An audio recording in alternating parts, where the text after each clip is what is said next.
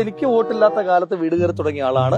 ആ ശീലം എനിക്ക് 2 കാലം കുത്തി നടക്കാൻ കഴിയുന്നിടത്തോളം കാലം ഏത് പദവി ഉണ്ടെങ്കിലും ഇല്ലെങ്കിലും ഞാൻ വീട് കയറിക്കൊണ്ടേയിരിക്കും. ആണുങ്ങളാവുമ്പോ കല്യാണത്തിന് മുൻപും പിൻപും പല സ്ത്രീകളുമായിട്ടൊക്കെ കൊണ്ടാവും.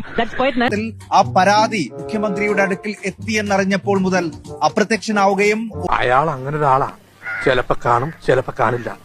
ചില നേരത്ത് അങ്ങനെ ഒരാളുണ്ടോ എന്ന് പോലും എനിക്ക് സംശയമാണ്. ഒളിവിലിരുന്നു കൊണ്ട് 4 വരി ഫേസ്ബുക്ക് കുറിപ്പ് ഇടുകയും ചെയ്ത് ഇപ്പോഴും എവിടെയാണ്? തുറന്നു പറയുകയാണെങ്കിൽ നാട്ടുകാർക്കെല്ലാം നിങ്ങളെപ്പറ്റി വളരെ മോശം അഭിപ്രായമാണ്. അതിനെനിക്ക് നിങ്ങളോട് സഹതാപമുണ്ട്. പക്ഷേ 15 മിനിറ്റ് കണ്ണാടിയിൽ ഉണ്ട് എന്ന് പറഞ്ഞ് നമ്മൾ അവിടെ എത്തുമ്പോഴേക്കും ഓഫീസ് പൂട്ടി അദ്ദേഹം സ്ഥലം വിടുകയും ചെയ്തിരുന്നു. ഇപ്പോൾ നിങ്ങൾ അവന്റെ കഥകൾ കേൾക്കണം. കഥകൾ കേട്ടാൽ നിങ്ങൾ ഇതൊന്നും അല്ല. അദ്ദേഹം ഒളിവിലാണ്. മുൻകൂർ ജാമ്യത്തിനടക്കം ശ്രമം തുടങ്ങിയിട്ടുണ്ട്. ഞാൻ എവിടെ വിളിച്ചാലും സുനി വരുമോ? ഹസ്ബൻഡോടും കുട്ടികളോട് ചോദിച്ചു നോക്കട്ടെ.